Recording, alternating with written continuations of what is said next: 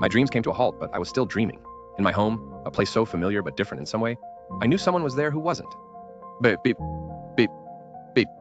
The room was closing in, so I ran out into the living room where she waited. She wasn't real, but there she was.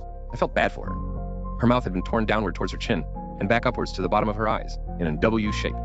Many stitches struggled to keep her already broken mouth from falling apart. She wore nothing below her shirt, exposing her vagina that also had been stitched like a wound. That wasn't blood. Blood is red, not black. Poison? Beep, beep, beep. I asked her what she wanted, and she spoke without a voice. She was unhappy. Our hearts ached, so I asked to help her. No. No? How could she say no? Things are as they should be, she said. Bullshit. I grabbed her arm and pleaded to help her, but she pushed me away and laughed.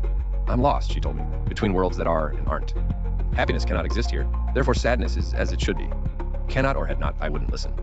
Knives dug themselves into walls around us, so I ripped one away. Here, I exclaimed, I can free you.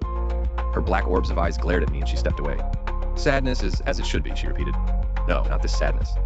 I leaped forward and slashed at the stitches on her face, and though her skin was cut, the stitches were not. More black poison poured from the wounds, but again she laughed.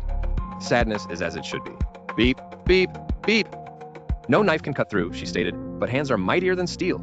Hands build steel. Use them, but remember that lips can lie while a body cannot. Start there. Finally, she agreed to allow me to help her, so I dropped the knife and lowered myself to one knee.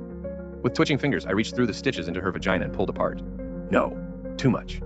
Her lower body ripped up to her bellow button, but the stitches had been broken. Beep, beep.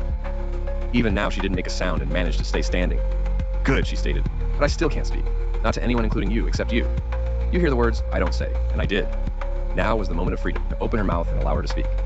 She leaned towards me and smiled without her consent, so I stuck my fingers through the stitches into her mouth and pulled apart. Now she made sound, a horrible scream of blood that grew louder and louder as I pulled farther and farther away. Beep, beep. What happens next did not. Her face had been opened, but her stitches only had stretched, not broken. Something was different. I stood above her after she'd fallen over, but she hadn't fallen over. This transition hadn't happened, but here it was. Now we both wore nothing below our shirts, and the juices of recent pleasure covered her legs. If I had forced her to speak, what else had I forced? Though her lips were no longer confined, they still were. Only partial freedom had broken through. Look what you did, she stated. Look what you did to me. They were the first words she spoke. I had helped her. I'd given her what she wanted. Why was she still unhappy? Tell me, I asked. What is it you want? Beep, beep. It doesn't matter anymore, she responded. Nothing has changed. We are as we were, but I didn't know how I was before. If I was before. What is before? Beep. Now I heard it, but it was too late. They had slowed to such a crawl that no push would speed them up again. What will happen when they stop? I asked her. Don't worry. Fate is as it should be. But sadness was as it should be as well. Fate was sadness? No, fate was something else that she wouldn't tell me. Out with it, I ordered. My hands wrapped around her neck, but again she only laughed. Once you wished to help me, but no longer, she giggled. Come, we'll go together. The beeps stopped.